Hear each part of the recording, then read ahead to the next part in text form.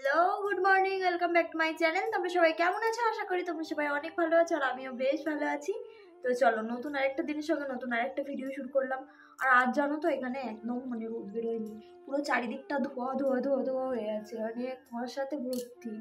তো কি করব তাই ভাবছি, এত ঠান্ডা লাগছে। আর এখানকার ওয়েদার যে এরকম হয় আমি তো আগে জানতামই না। আর আজকে জানো অনেক কিছু ভিজিয়েছি, তোমাদের দাদাভাইয়ের একটা ইউনিফর্ম, আমার ইনার, সব কিছু ভিজিয়ে দিয়েছি। ওগুলোকেও কাচতে হবে, জানি না শুকাবে কিনা। তো চলো, তোমরা পুরো ভিডিওটা দেখতে থাকো। একদম স্নান টান করা হয়ে গেছে, তারপরে চলে এসেছি একটু ঠাকুরকে ধূপ দেখাতে। আর জানো তো, যতক্ষণ না এই ঘর গুছিয়ে স্নান করে ঠাকুরকে ধূপ দেখানো হয় ততক্ষণ যেন মাথার মধ্যে একটা চাপ থেকেই থাকে। ঠাকুরকে তো সেবা দেওয়া হয়ে গেছে, এখন তোমাদের সঙ্গে কিছু জিনিস শেয়ার করছি। দেখো, ওই দিন যে দিদি আর দাদা খেতে এসেছিল না, তো ওরাই আর কি পাঠিয়েছে এগুলো। আমার তো টিফিন কৌটোটা ওদের কাছে ছিল, তো ওটা করেই আর কি টিফিন কৌটোটা দিতে এসেছিলো। আর দেখলাম কি এগুলো পাঠিয়েছে, আর খুব টেস্টি টেস্টিও আছে।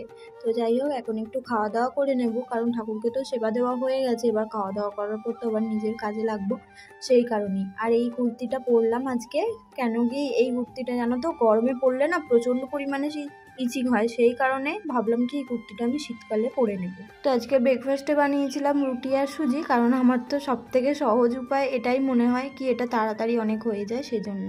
দেখো, দুপুরবেলা রান্না নিয়েও চলে এসেছি।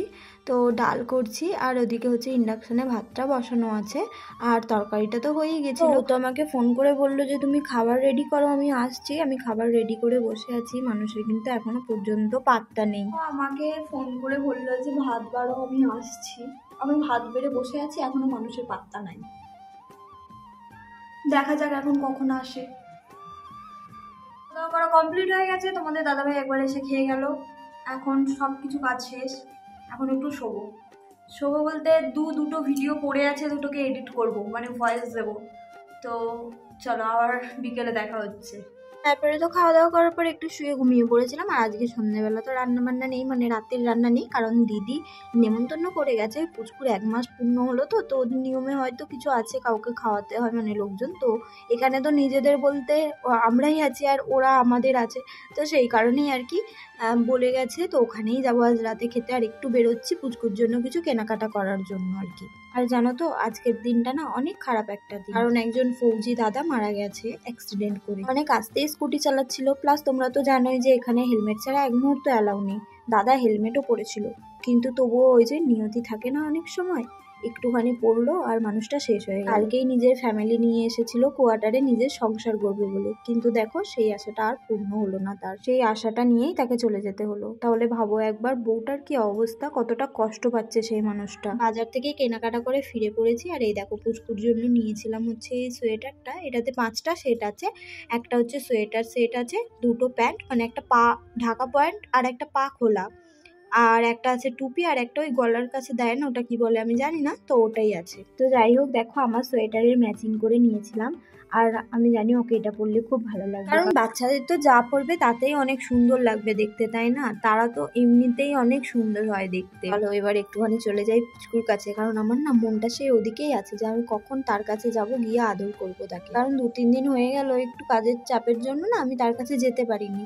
তো আর ওর শরীরটাও খুব খারাপ, তো সেই কারণেই এখন তো শুধু ঘুমায়। শরীরটা এতটা পরিমাণে খারাপ না, সে কি আর বলবো। যখন কাশে, অনেক তো ফর্সা, তো যখন কাশে না তখন পুরো মুখ চোখ সব কিছু লাল হয়ে যায়, আর অনেক কষ্টও পায় কাশতে কাশতে। সব কিছুই হচ্ছে, মনের মধ্যে আনন্দও আছে, কিন্তু যখনই ওই কথাটা মনে পড়ছে না তখন ভীষণ কষ্ট হচ্ছে। আর যখন মার্কেটে যাই তখন তোমাদের দাদাভাই না ওই জায়গাটা আমাকে দেখাচ্ছিল যে দেখো এই জায়গাতে অ্যাক্সিডেন্টটা হয়েছে। তো দেখলাম যে রক্ত পড়ে আছে, পুরো রক্তটা না একদম জমাট বেঁধে গেছে। তো তারপরে আবার দেখলাম কি যে ওই যে চক দিয়ে মার্ক করা থাকে না, যে বডিটা কিভাবে পড়েছিল, তো ওটাও দেখলাম। আমি তাই ভাবি কি, মানুষের নিয়তি কিভাবে থাকে, আর ভগবানই বা কীরকম বলো তো। অল্প একটুখানি পড়তে না পড়তেই আসলে ওই ফুটপাতে না মাথাটা লেগেই মানুষটা মারা গেল। দেখো, চলে এসেছি পুচকুর কাছে, আর ওর হাতে তো মোজা পরানো ছিল, হ্যান্ড গ্লাভস পরানো ছিল। তো আমি ওগুলোকে খুলে না ওর হাতটা নিয়ে ওকে আদর করতে শুরু করেছি। আর ও এখন ঘুমাচ্ছিল, আর দেখো কত ছোট হাত, আর আমার হাতটা কিভাবে ধরে নিয়েছে। তো তাহলে ভিডিওটা আজ এই অবধি রাখলাম। Thanks for watching, by.